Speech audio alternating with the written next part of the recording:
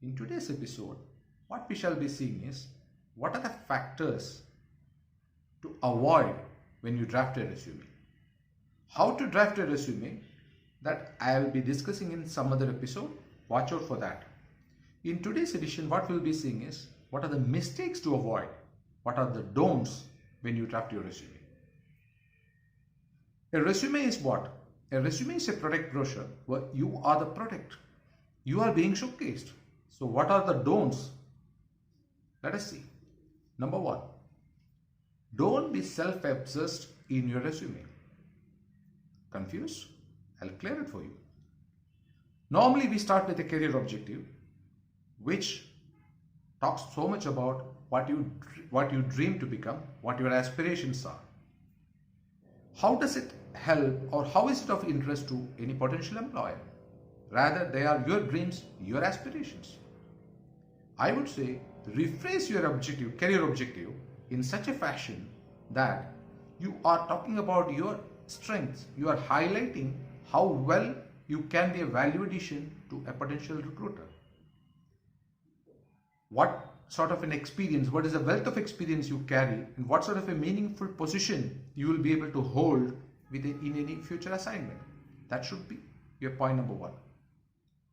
Number two, we often commit the mistake of highlighting the designations and the positions we have held in the past when we draft a resume. Please note, when you say sales manager, any potential employer understands what is a position, what is the responsibilities you have had there. So don't focus on your responsibilities, instead focus on your accomplishments. For the same example, when I say, while I was sales manager, I was instrumental in increasing the sales revenue or increasing the sales turnover of the company, it means what sort of a contribution I could make to that past employer. That should be the way you should rephrase. Don't focus on your positions or the assignments, rather focus on your accomplishments while you are in position. Number three, don't design your resume poorly. It is easier said than done. How do you take care of it? Don't use any gaudy fonts. There are certain acceptable fonts like Times New Roman, Calibri, Cambria. Stick to that. And don't go for multicolors. Black fonts on a white paper looks good. And don't paste a photograph unless you are specifically asked for. Those are required only for creative design sort of positions, not in a normal professional resume.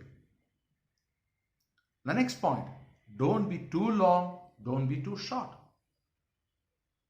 When you go overboard explaining or highlighting trivial things, you tend to go longer.